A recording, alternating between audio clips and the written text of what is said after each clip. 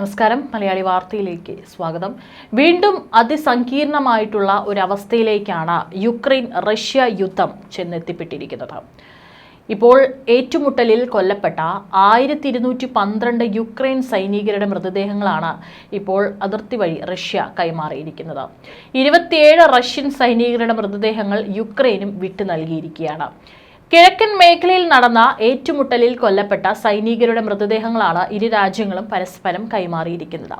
ഇസ്താംബൂളിൽ നടന്ന ചർച്ചയിലെ ധാരണ പ്രകാരമാണ് കൊല്ലപ്പെട്ട സൈനികരുടെ മൃതദേഹങ്ങൾ കൈമാറാൻ തുടങ്ങിയതെന്ന് റഷ്യൻ പ്രസിഡന്റ് വ്ളാഡിമിർ പുടിന്റെ ഉപദേഷ്ടാവ് വ്ളാഡിമിർ മെഡിൻസ്കി സമൂഹമാധ്യമത്തിൽ കുറിച്ചു. ജൂൺ 2-ന് ഇസ്താംബൂളിൽ നടന്ന രണ്ടാം ഘട്ട ചർച്ചയിൽ വ്യവസ്ഥകളില്ലാതെ 6000 യുക്രൈൻ സൈനികരുടെ മൃതദേഹങ്ങൾ വിട്ടു നൽകാനും റഷ്യൻ സൈനികരുടെ മൃതദേഹങ്ങൾ ഏറ്റുവാങ്ങാനും തയ്യാറാണെന്ന് വ്ളാഡിമിർ മെഡിൻസ്കി വ്യക്തമാക്കിയിരുന്നു. ധാരണ പ്രകാരം 2 ഘട്ടമായി 25 യുദ്ധ തടവുകാരെയും ഇരു രാജ്യങ്ങളും കൈമാറി. ഏറ്റുമുട്ടലിൽ ഗുരുതരമായി പരിക്കേറ്റ യുദ്ധ തടവുകാരെ ഇന്ന് കൈമാറാനും ഇരു രാജ്യങ്ങളും ധാരണയായിട്ടുണ്ട്. 1.5 വർഷത്തെ ആസൂത്രണമായിരുന്നു യുക്രൈൻ കഴിഞ്ഞ കുറച്ച് ദിവസങ്ങൾക്ക് മുമ്പ് റഷ്യയിൽ നടത്തിയത്. പക്ഷേ ചെറിയ വടി കൊടുത്ത് വലിയ അടി വാങ്ങുന്ന അവസ്ഥയിലാണ് ഇപ്പോൾ യുക്രൈൻ നിലവിലുള്ളത്. അമേരിക്ക അടക്കം യുദ്ധം നിർത്തിക്കാനുള്ള നീക്കങ്ങൾ ഇരു രാജ്യങ്ങളുടെ പ്രതിനിധികളോട് സംസാരിച്ച് നടത്തി വരികയായിരുന്നു. അതിനിടയിലാണ് ഇപ്പോൾ റഷ്യയെ വീണ്ടും പ്രകോപിപ്പിക്കുന്ന തരത്തിലുള്ള അറ്റാക്ക് യുക്രൈൻ നടത്തിയിരിക്കുന്നത്. പക്ഷേ ഇതിന്റെ പ്രത്യാഘാതം നേരിടാൻ പോകുന്നത് യുക്രൈൻ തന്നെയാണ്. മാത്രമല്ല, യുക്രൈനെ സഹായിച്ചിരിക്കുന്ന നാറ്റോ രാജ്യങ്ങൾക്കടക്കം ഇപ്പോൾ ഒരു ഭീഷണിയാണ് ഇപ്പോൾ യുക്രൈൻ നടത്തിയിട്ടുള്ള ഈ ഡ്രോൺ അറ്റാക്ക്. തടി ക്യാബിനുകളുടെ റൂഫിൽ ഒളിപ്പിച്ചാണ് ഡ്രോണുകളെ റഷ്യയ്ക്കുള്ളിൽ യുക്രൈൻ കടത്തിയത്. ക്യാബിനുകളുമായി ഭീമൻ ട്രക്കുകൾ സൈബീരിയയിലേതടക്കം റഷ്യയുടെ 5 തന്ത്രപ്രധാന എയർബേസുകൾക്ക് അടുത്തെത്തുകയായിരുന്നു.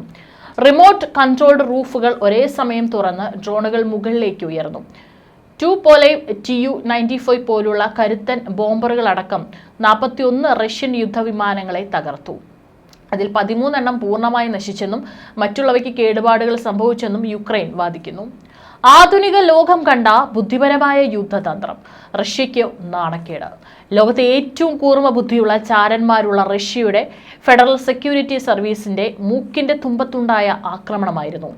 അന്താരാഷ്ട്ര മാധ്യമങ്ങളടക്കം റഷ്യയുടെ സുരക്ഷയെ ചോദ്യം ചെയ്തുകൊണ്ടുള്ള വിമർശനങ്ങളും കുറിപ്പുകളും ചർച്ചകളും ഒക്കെ തന്നെ നടന്നു. പക്ഷേ ഇതുകൊണ്ടൊക്കെ തന്നെ യുക്രൈൻ എന്തെങ്കിലും ഗുണമുണ്ടായോ? റഷ്യ ആക്രമണം നിർത്തിയോ? ചെറിയ വടി കൊടുത്ത് വലിയ അടി വാങ്ങിയ അവസ്ഥയിലായി നിലവിൽ യുക്രൈൻ. കലിപൂണ്ട റഷ്യ അന്ന് തുടങ്ങിയ ശക്തമായ ഡ്രോൺ ആക്രമണം ഇപ്പോഴും നിർത്തിയിട്ടില്ല. ചെറുതും വലുതുമായ ഡ്രോൺ അറ്റാക്കാണ് ഇപ്പോൾ യുക്രൈന്റെ തലയ്ക്ക് മുകളിൽ റഷ്യ നടത്തിക്കൊണ്ടിരിക്കുന്നത്. സ്പൈഡേഴ്സ് വെബിൽ യുക്രൈൻ 117 ഡ്രോണുകളാണ് ഉപയോഗിച്ചത്. എന്നാൽ റഷ്യ തിരിച്ചുപയോഗിക്കുന്ന ഡ്രോണുകൾക്ക് കയ്യും കണക്കുമില്ല. റഷ്യയുടെ ഡ്രോൺ ആക്രമണം ഇപ്പോൾ തുടങ്ങിയതൊന്നുമല്ല. റഷ്യയുടെ ഡ്രോൺ മിസൈൽ പ്രഹരമില്ലാത്ത പുലർക്കാലം കഴിഞ്ഞ 3 വർഷത്തിനിടെ യുക്രൈനിൽ അപൂർവമാണ്.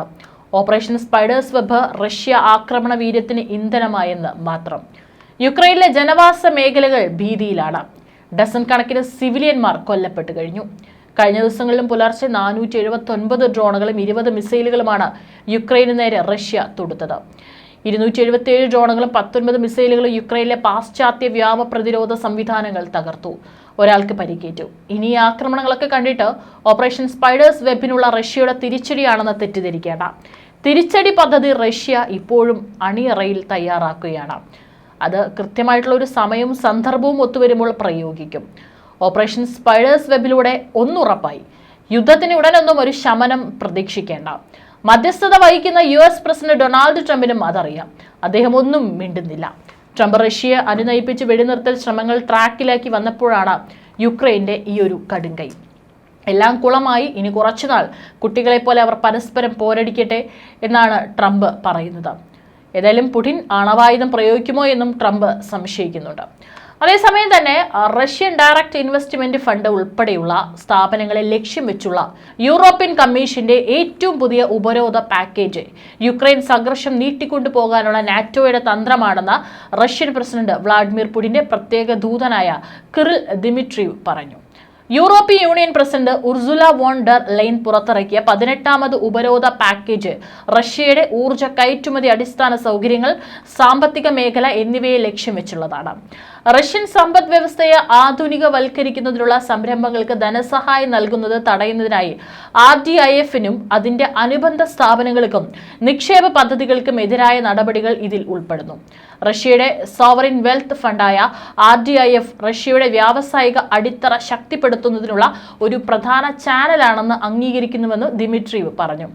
അതേസമയം യുക്രൈൻ സംഘർഷം നീട്ടിക്കൊണ്ടുപോകാനുള്ള യൂറോപ്യൻ യൂണിയന്റെ ആഗ്രഹവും റഷ്യ അമേരിക്ക ബന്ധം പുനഃസ്ഥാപിക്കാനുള്ള RDIF-ന്റെ ശ്രമങ്ങളോടുള്ള അഗാധമായ അതൃപ്തിയുമാണ് വോൺ ഡർ ലെയ്ന്റെ പരാമർശങ്ങൾക്ക് കാരണമായതെന്നും അദ്ദേഹം കൂട്ടിച്ചേർത്തു.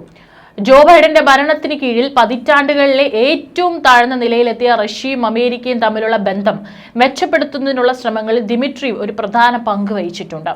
സൗദി അറേബ്യയിൽ റഷ്യ യുക്രൈൻ സമാധാന യോഗങ്ങളിൽ പങ്കെടുത്ത ദിമിട്രിവ് അപൂർവ ഭൂമി, ഊർജം എന്നിവയിലെ സംയുക്ത നിക്ഷേപ പദ്ധതികളെക്കുറിച്ചുള്ള ചർച്ചകൾക്കായി അമേരിക്കയും സന്ദർശിച്ചിരുന്നു.